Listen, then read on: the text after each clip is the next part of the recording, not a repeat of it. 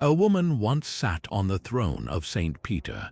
For centuries, a shadowy legend has whispered of a female pope who ruled over medieval Christendom, a figure known as Pope Joan. Her story is one of brilliant deception and shocking exposure, but the most compelling mystery is not her reign. It is the theory of her secret survival, a clandestine exile orchestrated to bury an impossible truth.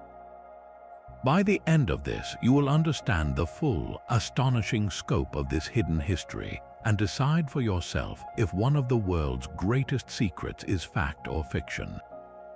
We will trace the path of her alleged escape and investigate the Church's powerful motive to erase her from existence. What does it mean when the most trusted institutions rewrite their own past?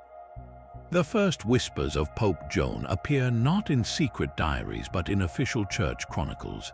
In the 13th century, a Bohemian monk named Martin of Opava compiled a work titled the Chronicon Pontificum et Imperatorum, a chronicle of popes and emperors. Within its methodical listings, a shocking entry appears for the year 855. Martin records a pope named John Anglicus, who he states was in fact a woman. He details her brilliant rise from a scholarly youth to the highest office in Christendom, only for her true identity to be horrifically revealed when she gave birth during a papal procession. This was not presented as a fable or a rumor, but as straightforward history recorded alongside the reigns of other pontiffs. Martin's chronicle became one of the most copied and distributed texts of the later Middle Ages. Its authority was such that for hundreds of years the story of Pope Joan was accepted as simple fact, taught in universities and discussed in theological circles across Europe. The initial emergence of this tale, however, raises a profound question. Why would a respected chronicler writing for a devout audience insert such a potentially scandalous figure into his historical record? The context provides a clue. These accounts solidified during a period of immense tension within the Church, a time of fierce debates over papal authority and clerical reform. The legend of a female pope may have served as a powerful moral lesson, a cautionary tale about deception and the boundaries of sacred office. Yet, if it was merely an instructive fable, why was it recorded with such convincing, specific detail? And why did so many subsequent historians treat it as undeniable truth for centuries? So who was this shadowy figure at the heart of the legend? The story, as it was told for centuries, gives her a name and a remarkable life. She was said to be Joan Anglicus, an Englishwoman born in the 9th century, though some accounts place her origins in the German city of Mainz. From a young age, she possessed a brilliant, insatiable mind, a woman yearning for the scholarly life that was forbidden to her gender. Her only path to knowledge was through a radical and dangerous disguise. She cut her hair, adopted male attire, and began to live as a man, calling herself John. In this new identity, she traveled to Athens, a center of learning, and immersed herself in the study of philosophy, theology, and law. Her intellect was so profound that she quickly gained a reputation as one of the finest scholars of her age. It was during this time that she reportedly fell in love with a young monk, a fellow student who became her companion. Together, they traveled to Rome, where her fame as a teacher and thinker blossomed. She moved through the ranks of the Church with stunning speed, first as a notary, then a cardinal, her piety and wisdom so evident that upon the death of Pope Leo IV, she was the overwhelming choice for his successor. For 2 years, she allegedly reigned as Pope John VIII, governing Christendom with a steady hand, her secret perfectly guarded.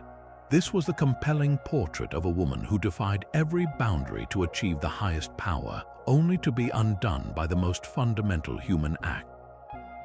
Her story, however, does not end with her shocking exposure. The most puzzling part is what might have happened next. The year was 855, and the death of Pope Leo IV had left the throne of St. Peter vacant. In the hallowed halls of the Lateran Palace, the most powerful men in Christendom gathered to choose his successor. The debates were intense, the factions divided, until a consensus slowly crystallized around one man, a scholar and cardinal renowned for his piety and profound intellect, John Anglicus. With a unanimous vote, he was elected. One can only imagine the silent, profound tension within the woman known as Joan as she accepted this ultimate authority, a secret now magnified beyond all comprehension. To the assembled cardinals, she was the perfect choice, a beacon of wisdom and virtue. There was no astonishment, only acceptance and reverence for the new pontiff. Pope John VIII, a woman, now held the keys to the kingdom, her true identity hidden beneath the vestments of the most powerful office in the Western world. Her reign, by all surviving accounts, was remarkably stable and just. She governed with the same wisdom that had earned her the position, issuing decrees, settling theological disputes, and leading the Church through a period of peace. The implications of her leadership are staggering to consider. What subtle reforms might a woman have introduced, guided by a different perspective on piety and power? Could her policies have reflected a more compassionate or scholarly approach, born from the unique experience of a life lived in disguise? For 2 years, she navigated the labyrinthine politics of the papacy without a single hint of scandal related to her true self. The machinery of the Church hummed along, completely unaware that its supreme head was living the most audacious deception in history. This period of calm and capable rule makes the legend all the more compelling, for it proves her leadership was not the issue. Her downfall would not come from poor governance or heresy, but from the most natural and human of circumstances, an event that would shatter the carefully constructed illusion and plunge her story into chaos and mystery. The stability of her reign shattered on a day of public celebration. Following an ancient tradition, the new pope was leading a solemn procession from St. Peter's Basilica to the Lateran Palace. Mounted on a majestic horse dressed in full papal regalia, she was the picture of supreme authority, moving through the crowded streets of Rome. The route took the procession along the Via Sacra, passing the ancient, looming shadow of the Colosseum. It was here, amidst the cheers of the faithful, that fate intervened. A sudden, sharp pain gripped the Pope. She could not remain seated on her horse. According to the Chronicles, she collapsed onto the dusty street, her body convulsing not from illness or poison, but from the unmistakable contractions of labor. Right there, in full view of the stunned clergy and a bewildered public, Pope Joan gave birth to a child. The spectacle was instantaneous and catastrophic. The adoring crowd, which moments before had revered her as God's representative on earth, now saw a monstrous deception revealed. Reverence curdled into rage. The reaction was swift and brutal. The accounts describe a violent frenzy, with the mob turning on the woman they had just worshipped. Some versions claim she and her newborn were killed on the spot by the outraged crowd, struck down by stones or other weapons. Others suggest the clergy themselves seized her, dragging her away in chains. In an instant, her brilliant intellect, her years of pious leadership, and her steady governance were utterly erased. She was no longer the vicar of Christ. She was a heretic, a deceiver, the ultimate defiler of the sacred office. This public, physical revelation of her womanhood was the one thing her scholarly disguise could not withstand. The very body she had hidden so perfectly became the instrument of her downfall, transforming a triumphant papal procession into the stage for the most shocking exposure in religious history. Yet, even in this moment of horrific public violence, a question begins to form. Could such a public and humiliating death truly have been the end of the story, or was the chaos of the mob the perfect smokescreen for a far more clandestine resolution? The air, once filled with reverent chants, now crackled with raw fury. In the span of a single moment, the divine had become profane. A woman, a mother with a newborn child, lay where the Holy Father had just stood. The shock did not settle into quiet confusion, it erupted into violent rage. The Roman crowd, feeling profoundly betrayed, saw not a human in distress but a monstrous heresy that demanded immediate, brutal retribution.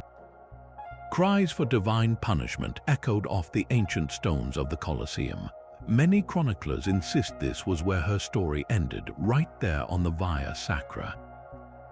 They describe a hail of stones, the angry mob closing in to purge the sacrilege with their own hands, ensuring both the Pope and her infant were killed on the spot.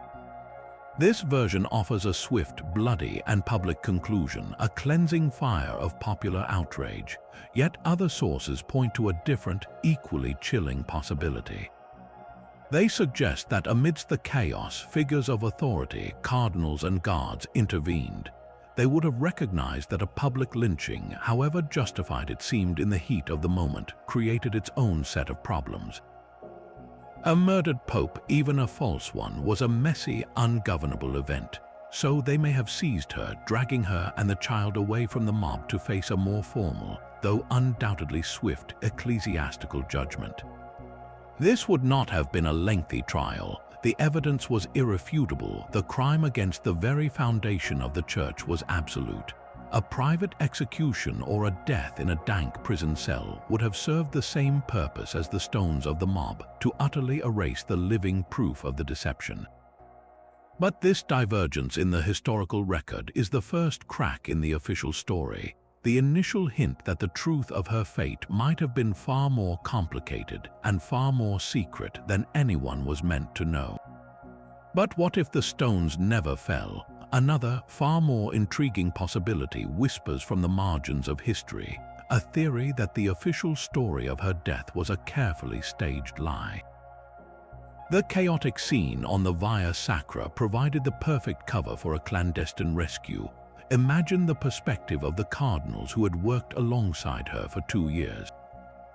They knew her not as a monster, but as a brilliant and capable leader. Her exposure presented them with an impossible dilemma. A public execution would forever brand the papacy as having been defiled, creating a permanent stain on the institution's divine authority. Her death, however justified, would make the scandal eternal. But what if she simply vanished? A secret exile would solve everything. It would allow the church to quietly erase the evidence, to declare the papal throne vacant and move on with a new election, all while spreading the tale of a mob killing to close the case for the public. This would require powerful, sympathetic allies, men high in the church hierarchy, who, perhaps out of genuine respect for her intellect or a pragmatic desire to protect the institution, chose to save a life rather than end one. They could have smuggled her and the child away in the confusion, spiriting them out of Rome to a hidden location, a remote monastery or a distant village where she could live out her days in anonymous peace.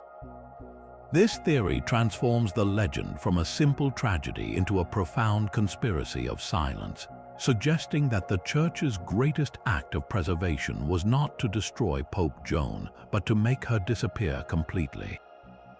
The perfect cover for a disappearing pope was the chaos she left behind. In the frantic aftermath of the procession, with the city buzzing with outrage and confusion, a small, determined group could have acted. The ancient city of Rome was a labyrinth of hidden passages. Beneath the streets lay the crumbling network of catacombs and subterranean aqueducts known only to a few. A disguised figure, perhaps swathed in the robes of a penitent or a humble pilgrim, could have been guided through these dank tunnels, emerging far from the angry crowds at the city walls. From there, the vast network of Roman roads stretched out like arteries, carrying a steady flow of travelers, merchants, and religious pilgrims. Blending into such a group would have been simple. Who would look twice at another woman and child journeying to a shrine? The medieval world was surprisingly connected, and anonymity was found in motion. Where could such a journey have ended? One compelling possibility lies in the remote, snow-capped monasteries of the Alps. These isolated communities, dedicated to silence and scholarship, would have offered both refuge and a purpose for a woman of her profound learning. She could have lived out her days as an anonymous scribe, her brilliant mind occupied with copying manuscripts, her past forever sealed by vows of silence. Alternatively, her path might have turned north toward the German lands of her alleged birth. A secluded convent there could have taken in a noblewoman seeking retreat from the world, providing safety for her and her child behind high stone walls. Perhaps the most daring destination, however, was the Byzantine Empire to the east. In Constantinople, a city of immense learning and sophistication, a woman of intellect was not an anomaly. She could have vanished into its bustling, cosmopolitan streets, perhaps even finding a position as a tutor or a scholar in a society that, at times, held educated women in higher regard than the West. The very infrastructure of the medieval world, its pilgrim paths, its merchant routes, its monastic networks provided the perfect system for a person to be erased completely. The question is not whether such an escape was possible, but whether the will to orchestrate it existed within the shocked and scandalized halls of power. A secret exile, however, would have been only the first step. The true and deeper work began in the silent archives and scriptoriums of the Church itself. To protect the institution from an unimaginable scandal, every trace of her existence had to be systematically scrubbed from history. The most powerful evidence of this lies in the Liber Pontificalis, the Book of Pontiffs. This was the official, consecrated record of every pope, a lineage tracing back to Saint Peter himself. In the versions compiled before the 13th century, you can find a clear and troubling gap in the chronology following the death of Pope Leo IV. Later, meticulously edited copies simply skip over this period, stitching the reign of Pope Benedict III directly after Leo, as if no other pontiff had ever ruled between them. Her name, her deeds, her entire two-year reign were surgically removed from the most important historical document the Church possessed. This was not an accident or a simple oversight. It was a deliberate, institutional act of forgetting. Beyond the Liber Pontificalis, a wider net of suppression was cast. Chronicles that mentioned her were quietly altered or removed from library collections. Letters and decrees issued under her name would have been gathered and destroyed, their papal seals melted down, their parchment scraped clean and reused for less dangerous texts. The goal was to create a seamless historical narrative where such a figure was simply impossible. The motive for this vast, silent effort was twofold, and both reasons strike at the very heart of Catholic doctrine. The first is the principle of apostolic succession, the unbroken line of male bishops stretching back to Christ's apostles. The introduction of a woman into this sacred lineage would have shattered its theological integrity, suggesting a rupture in the divine chain of authority that legitimized the entire church structure. The second, even more profound reason touches on the concept of papal infallibility. While not formally defined until centuries later, the idea that the Pope was a uniquely protected and authoritative teacher was deeply ingrained. How could the Church claim its leader was guided by the Holy Spirit if that very leader had been a living, breathing deception? A female Pope did not just represent a historical mistake, she was a theological atom bomb. Her existence, if acknowledged, would have given every critic and reformer the ultimate weapon against papal authority. So the records were purged, the story was labeled a Protestant lie, and the official history was rewritten to present an unbroken, unimpeachable line of male pontiffs. But in doing so, the Church created a different kind of evidence, the evidence of the erasure itself.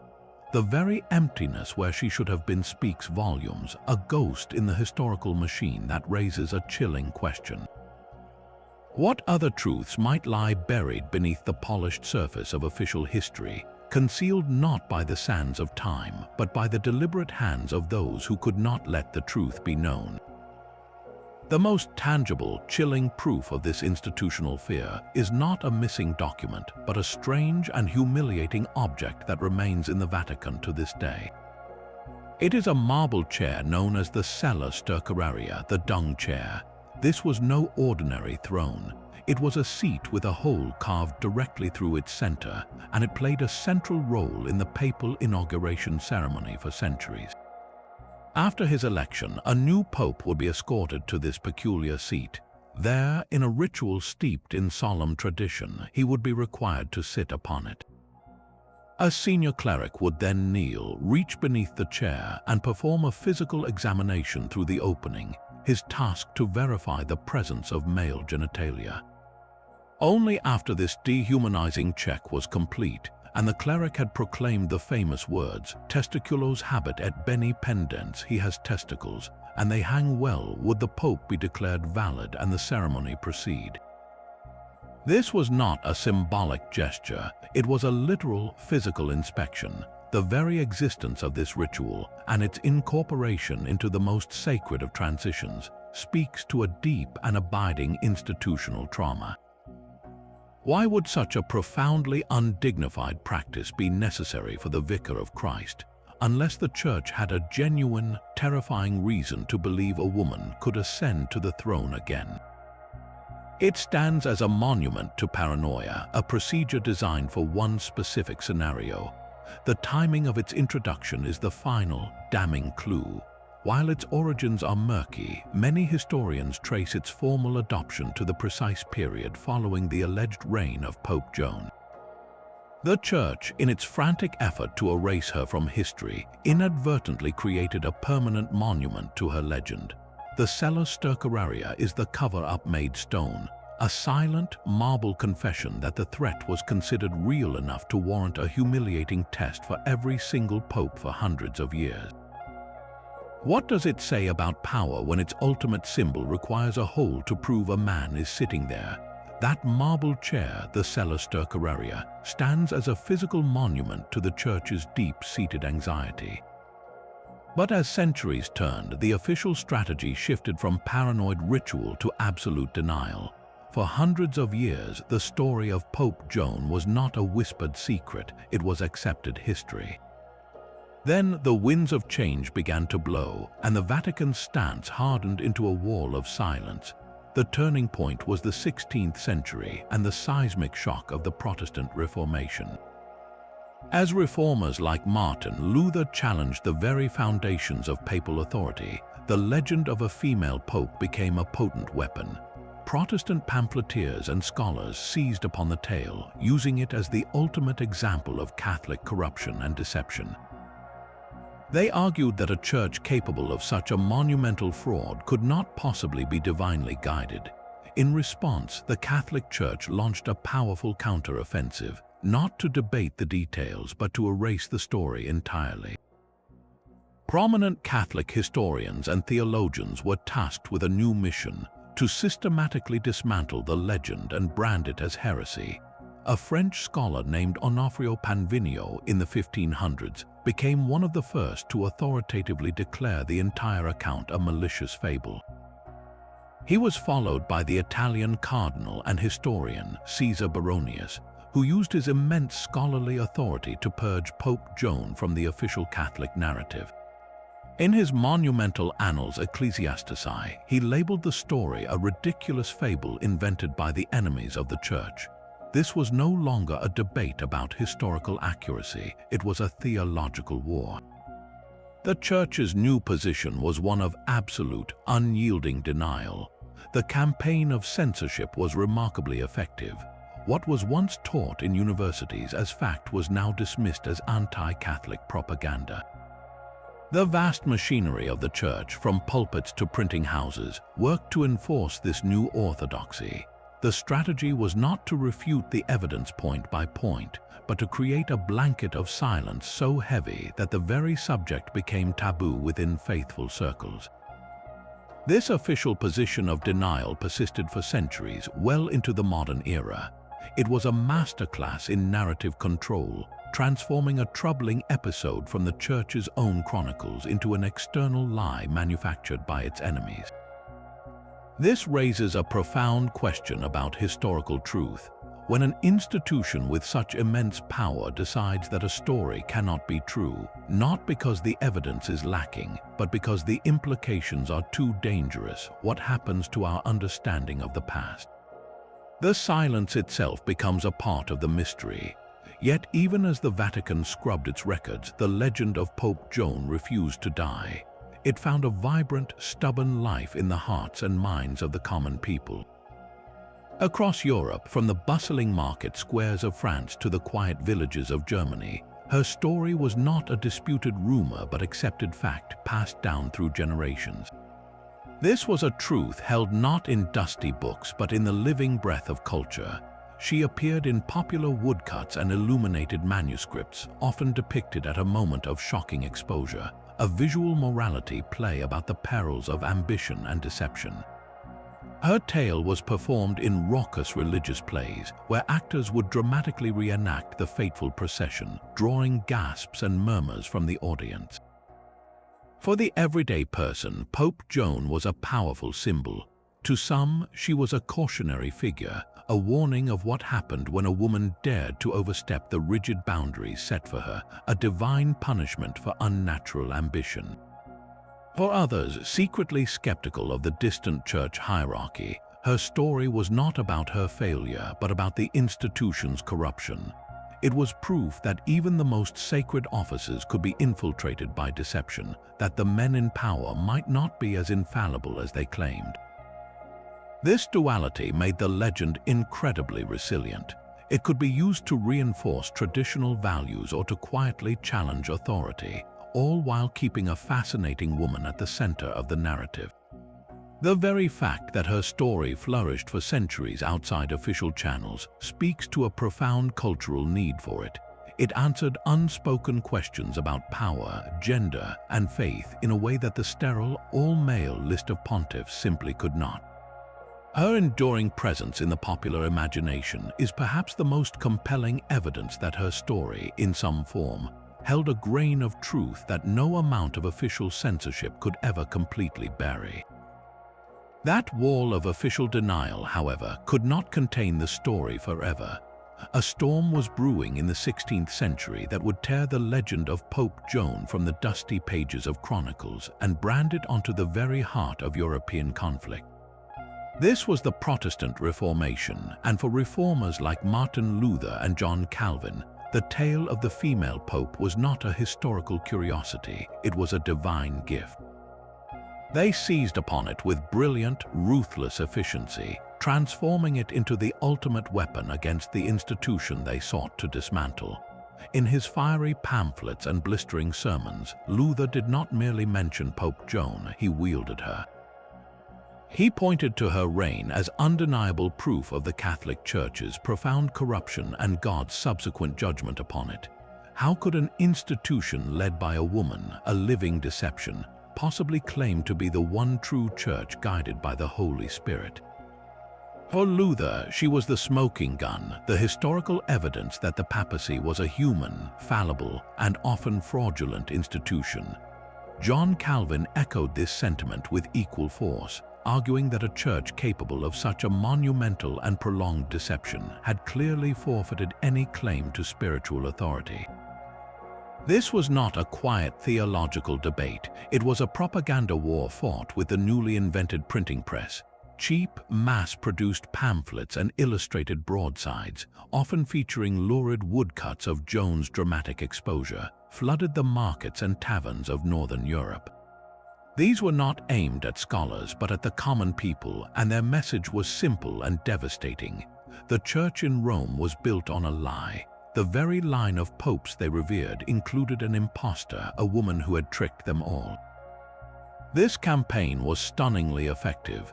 It cemented the legend of Pope Joan in the popular imagination of Germany, England, and the Netherlands, not as a disputed fable, but as an established fact of Catholic history.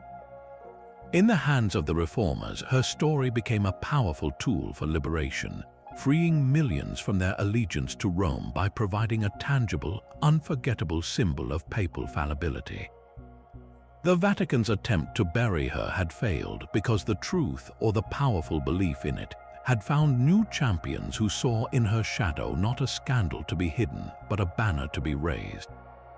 Yet by the 17th century, a new kind of scrutiny began to emerge, one rooted not in faith or propaganda, but in the emerging principles of historical evidence.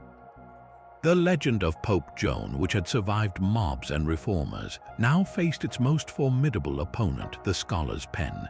The man who led this charge was a French Protestant historian named David Blondel. In the 1640s, Blondel embarked on a meticulous, point-by-point demolition of the Joan narrative. His approach was revolutionary for its time. He set aside theological arguments and instead focused on the cold, hard facts of chronology and documentation. He asked a simple, devastating question. Where were the contemporary accounts if a pope had reigned for 2 years in the 9th century and then given birth during a papal procession? Surely someone living at that time would have written about it.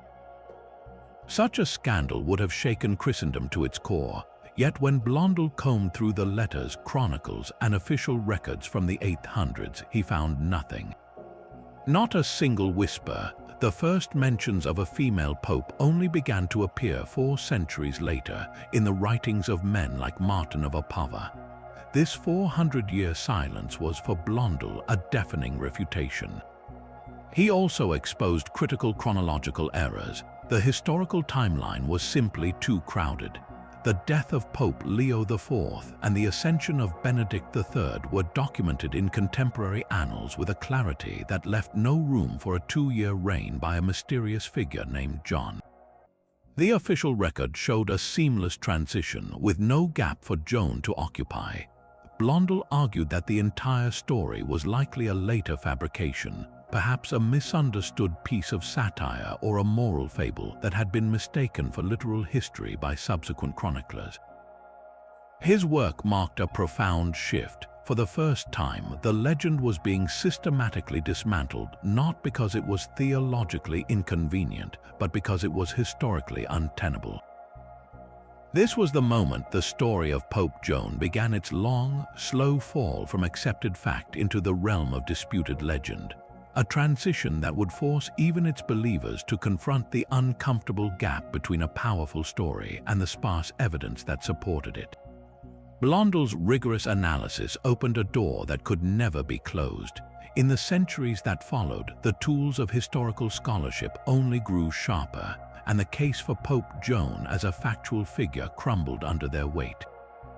Today, the overwhelming consensus among academic historians, both secular and religious, is that Pope Joan is a powerful and enduring legend, but not a historical person. The foundation of this conclusion rests on 3 undeniable pillars of evidence. The first and most devastating is the profound silence from her own time. If a woman had truly reigned as pope for 2 years in the 800s, the event of her exposure would have been the scandal of the millennium. We would expect to find a torrent of reaction, letters of shock and condemnation from bishops across Europe, frantic entries in monastic annals, and official documents scrambling to address the crisis. Yet from the entire 9th century, there is nothing. Not a single parchment, chronicle, or letter from the 850s or 60s makes any mention of a female pope, her reign, or her shocking downfall. The historical record from that period is rich enough to document papal decrees, Viking raids, and imperial coronations, but it is utterly silent on this supposedly earth-shattering event. This 400-year gap between when she was supposed to have lived and when her story first appears is, for historians, an insurmountable problem.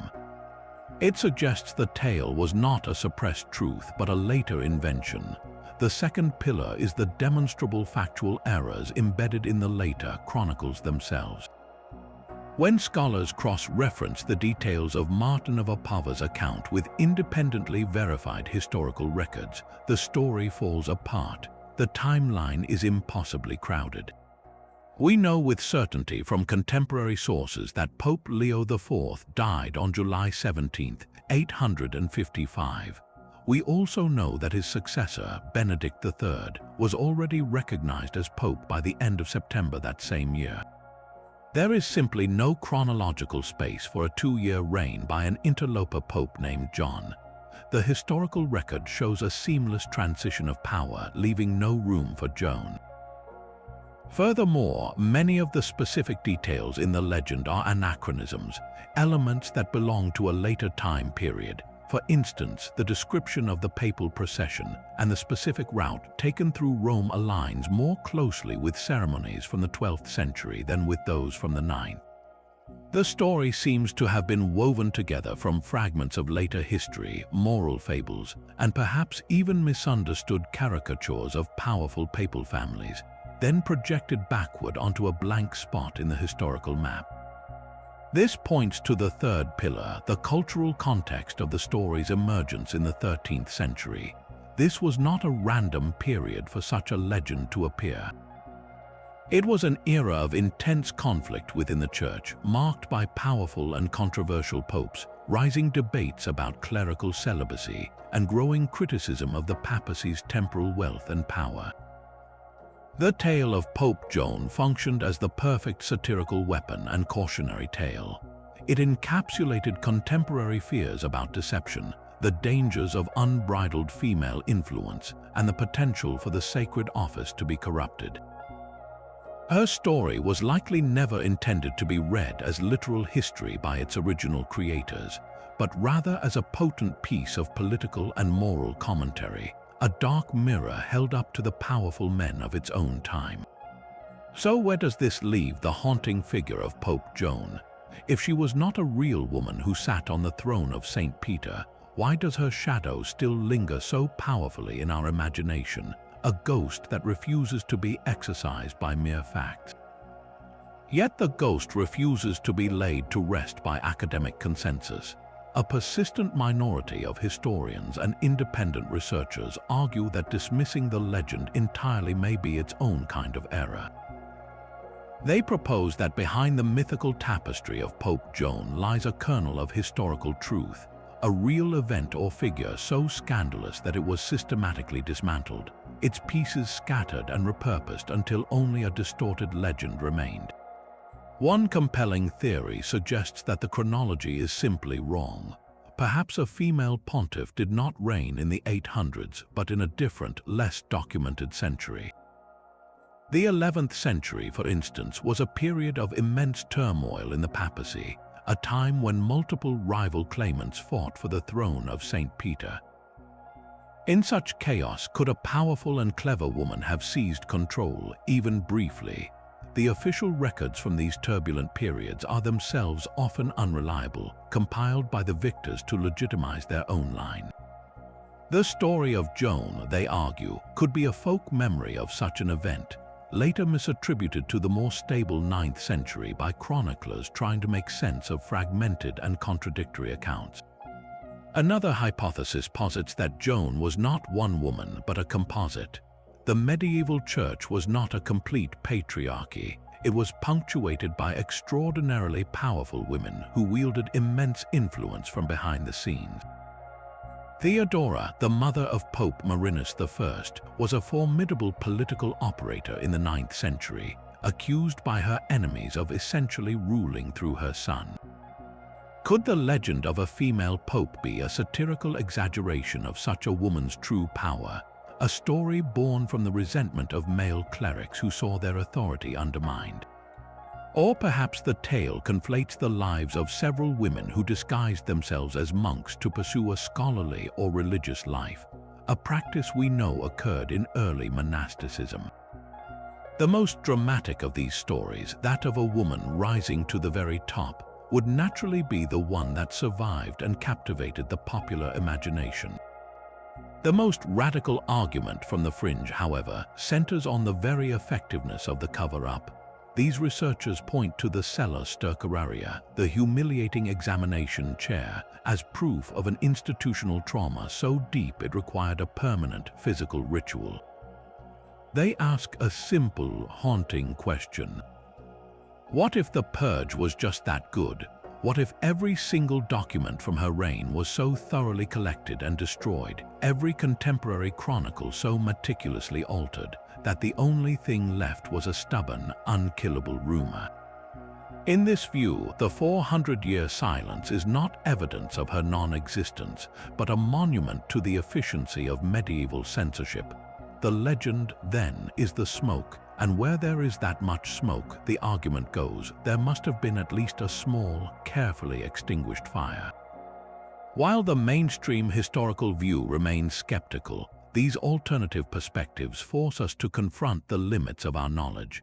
They remind us that history is not just written by the victors, but also whispered by the silenced, and sometimes the most enduring stories are those that official records tried the hardest to erase. Perhaps the legend's true power lies not in what it says about the past, but in what it reveals about ourselves. This story persists because it taps into deep, universal currents of human psychology. At its core, it is a narrative of ultimate transgression, a woman penetrating the most exclusive and powerful male bastion in the Western world and succeeding brilliantly.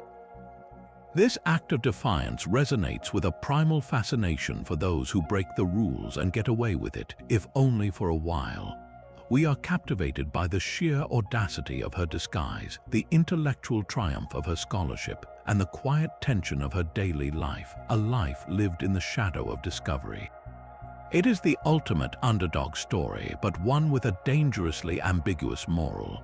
Does her downfall prove the system's ultimate invincibility, or does her temporary victory suggest that the system's foundations are far more fragile than they appear? The story forces us to confront our own complicated feelings about authority and the boundaries of identity. Her secret knowledge, the truth of her body hidden beneath the papal vestments, creates a thrilling dissonance. We are invited to see the institution as she saw it from the inside, knowing its sacred rituals are being performed by someone they were never designed to include.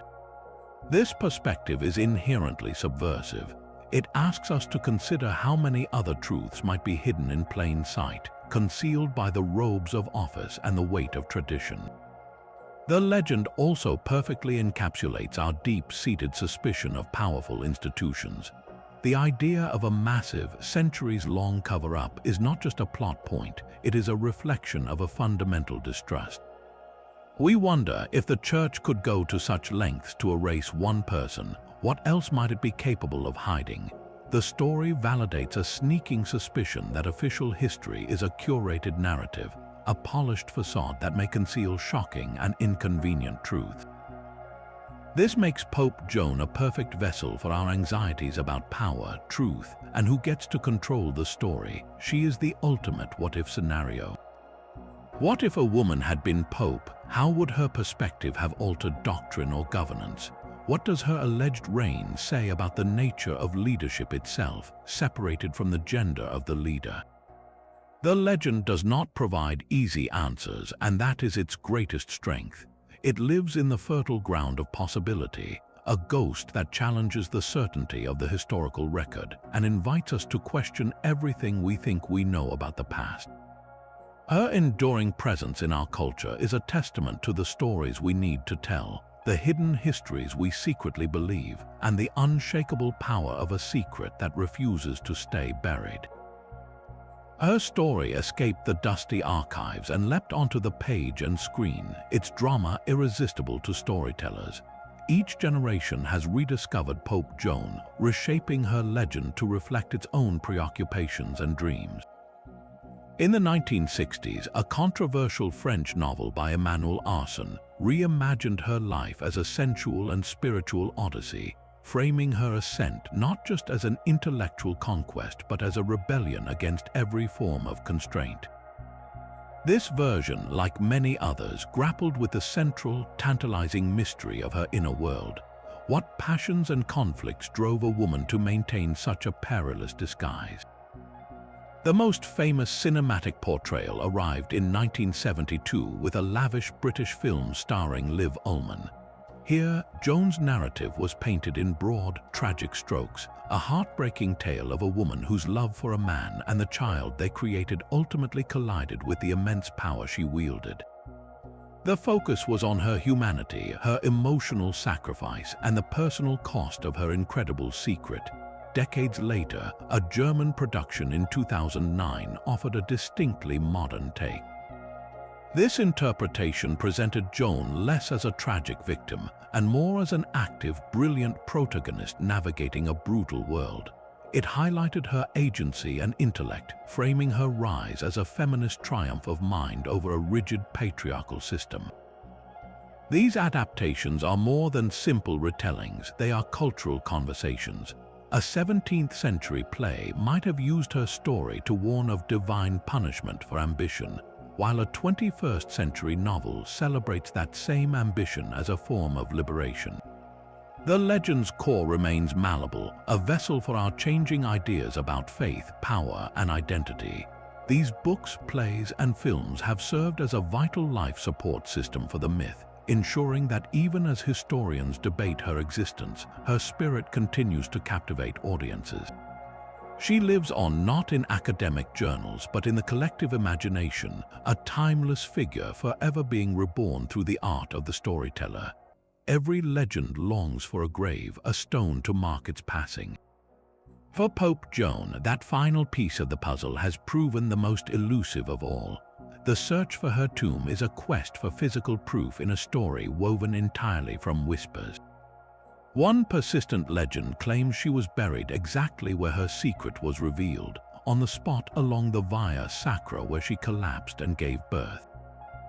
For centuries, guides in Rome would point to a specific, unmarked stretch of the ancient road, telling travelers that this was the place. Even more intriguing are the accounts from the late Middle Ages that a mysterious statue or inscription once stood nearby.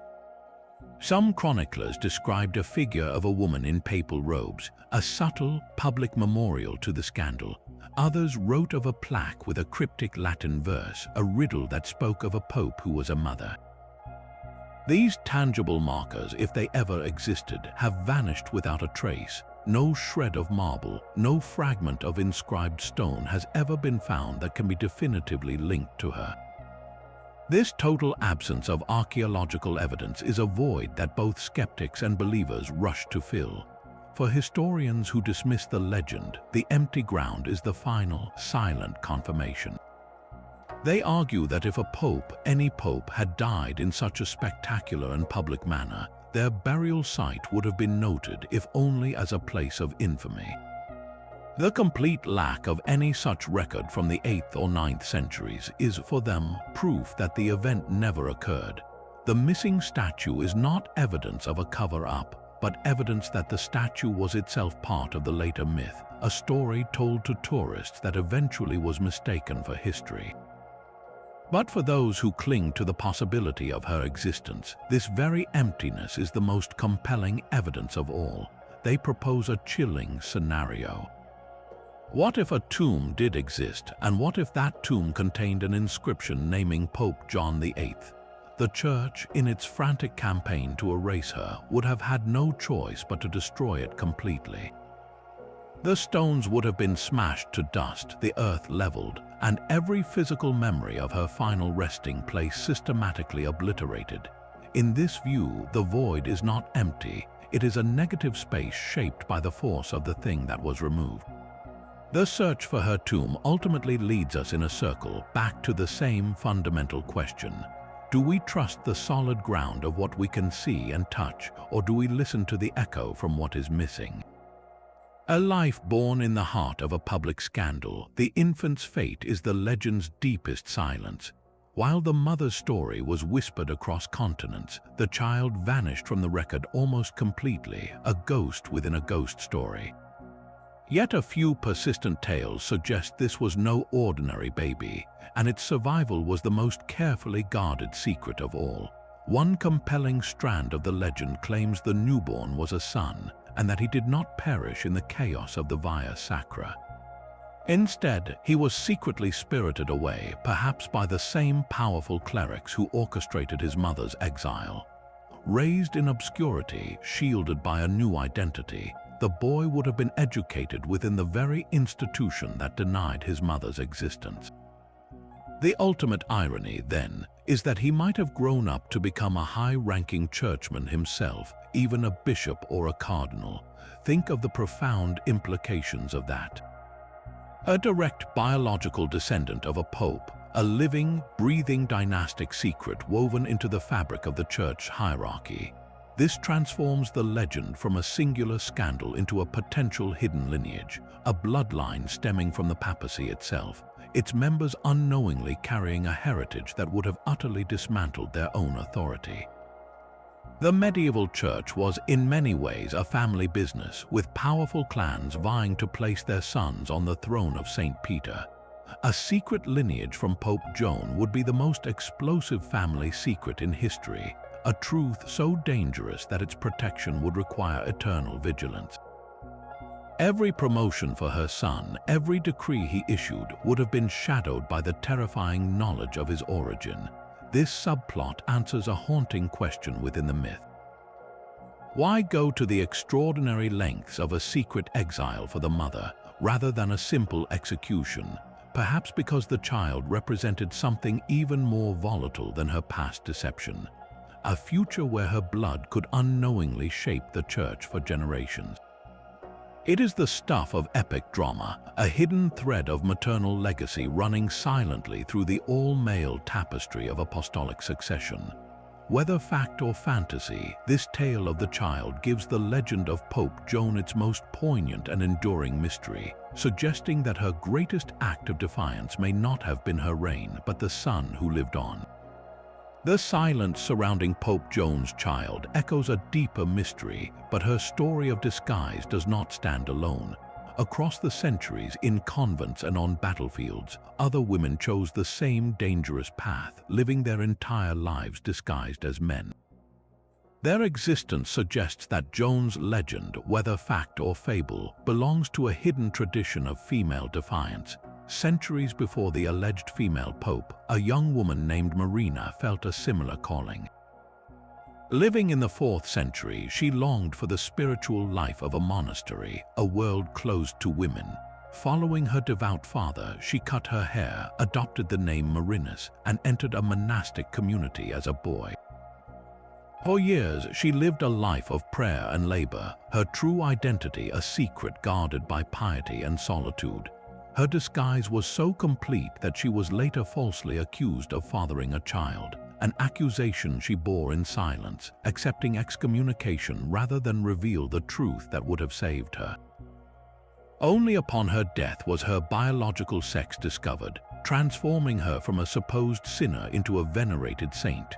The story of Saint Marina, later known as Saint Margaret the Monk, spread far and wide, a testament to a woman's profound faith and the extreme lengths required to pursue it. Her tale shares a hauntingly familiar structure with that of Pope Joan, a brilliant woman succeeding in a male world, her secret revealed only by her body, but in death, not in life. This pattern repeats itself much later in the 18th century with a woman named Hannah Snell. Denied the freedoms afforded to men, she put on a male uniform and enlisted in the British Army, later transferring to the Marines. She fought in battles, endured floggings, and even suffered a gunshot wound, all while tending to her own injury in secret to avoid discovery by a doctor. Her true identity remained hidden until she eventually chose to reveal it, selling her story and becoming a minor celebrity. Hannah Snell did not seek scholarly or spiritual fulfillment. She sought adventure and economic survival in a world that offered her few alternatives.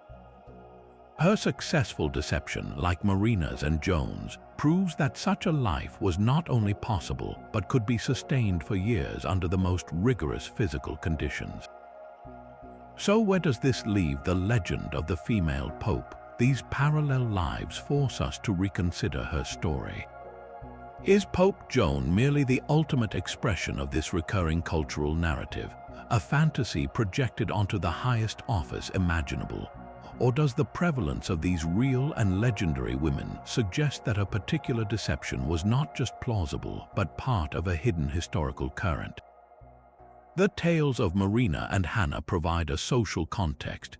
They show us that the desire for knowledge, spiritual fulfillment, or simple autonomy drove women to cross a fundamental boundary, and that many possessed the courage and intelligence to maintain the charade.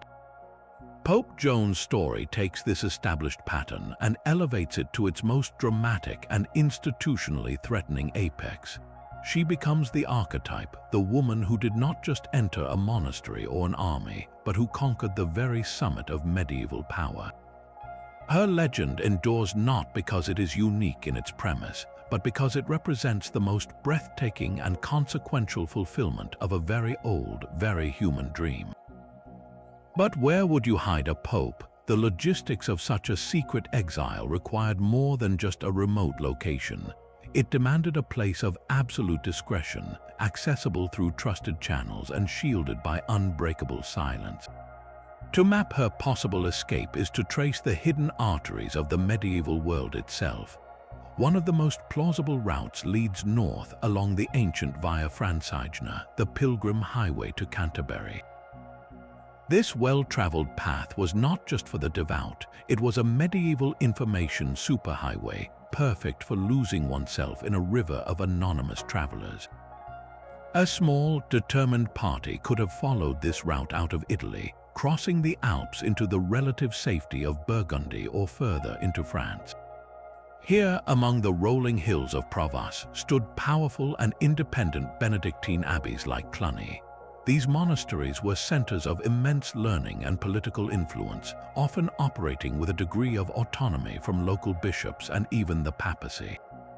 The abbot of Cluny, a man of towering intellect and authority, might have been persuaded to offer sanctuary to a fallen pontiff, viewing her not as a heretic but as a profound scholar in need of protection. Within the abbey's scriptorium, she could have found purpose, her brilliant mind put to work copying sacred texts, her past dissolved into the quiet rhythm of monastic life. The sheer scale and reputation of such an institution would have provided the perfect camouflage, hiding a single secret soul within a community of hundreds. Yet this option carried its own risks. A major abbey was also a hub of correspondence and visiting dignitaries. The chance of recognition, however small, would have been a constant gnawing threat. A more secure, though lonelier, refuge might have been found much closer to Rome, in the isolated hermitages dotting the Apennine Mountains or the dense forests of Umbria. These solitary dwellings, carved into cliffs or hidden in valleys, were places of extreme penance and isolation. Here, she could have lived as an anonymous anchoress, walled into a small cell attached to a remote chapel, sustained by local peasants who believed they were tending to a holy woman who had taken a vow of silence. The Italian countryside offered proximity to potential allies within the Roman Curia who could discreetly monitor her safety, while the isolation guaranteed no unexpected visitors. The drawback was the sheer hardship, a life of deprivation far removed from the intellectual stimulation of a great library or the comfort of a community. Perhaps the most daring sanctuary lay across the sea. The Byzantine Empire, with its capital in Constantinople, was a rival center of Christendom, often at odds with Rome. A political enemy of the papacy might have seen immense value in granting asylum to such a sensational figure, using her as a potential pawn in theological disputes. In the cosmopolitan and sophisticated streets of Constantinople, a woman of learning could have found a place without raising eyebrows, perhaps even serving as a tutor in a noble household. The distance from Rome was its greatest advantage, but also its greatest peril. She would have been entirely dependent on the whims of a foreign power, a living secret that could be exposed at any moment for political gain. Each potential map to her exile presents a different version of her final years, a choice between the solace of community and the safety of absolute solitude, between continued scholarship and utter erasure. This lingering doubt, this ghost of a female pope, etched a permanent scar onto the institution's psyche. The legend's most profound impact was not on popular culture, but on the internal mechanics of the papacy itself, shaping its policies and paranoias for centuries. Consider the intense, almost obsessive secrecy that came to surround the election of a new pope. While conclaves were always serious affairs, the procedures evolved into an elaborate lockdown, isolating the cardinals from the outside world to prevent any form of influence or deception.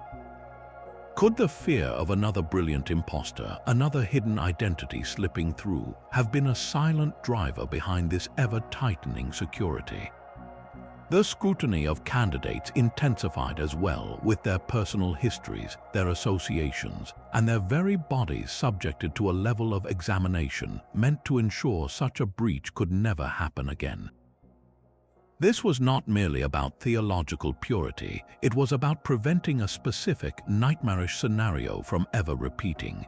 The legend cast a long shadow over the role of women within the church hierarchy, a shadow that has not fully receded. The very idea of a woman in a position of clerical authority became exponentially more dangerous, viewed not just as a violation of canon law, but as a potential fifth column, a deception waiting to be unveiled. This contributed to a climate of deep suspicion that further marginalized women from any formal role in church governance, pushing them to the peripheries in a way that reinforced a rigid, all-male clerical structure. The policies born from this fear were designed to build an impenetrable wall around the papacy. Every new rule, every layer of secrecy, every humiliating physical check was another brick in that wall, a monument to an anxiety that a single, hidden truth could bring the entire edifice crashing down.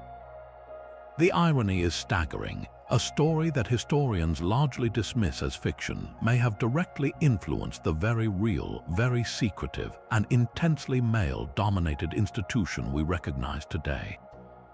The myth, in its relentless persistence, forced the Church to constantly prove it could not be true, shaping its identity in opposition to a ghost. The legend of Pope Joan leaves us standing before a locked door in the Vatican's deepest archive, forever wondering what might lie behind it. The most persistent question is not about her existence, but about the story's own origins. Why did this specific, detailed narrative emerge with such force in the 13th century, 400 years after the events it describes? Was it purely a piece of anti-papal satire, a weapon forged during a time of intense power struggles between the church and secular rulers? The legend perfectly encapsulates contemporary fears about deception and the corruption of sacred office, serving as a powerful cautionary tale for its own era. Yet, the sheer specificity of the tale gives one pause.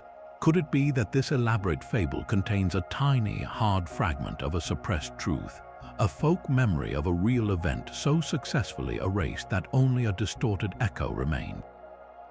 This possibility leads to the ultimate tantalizing thought.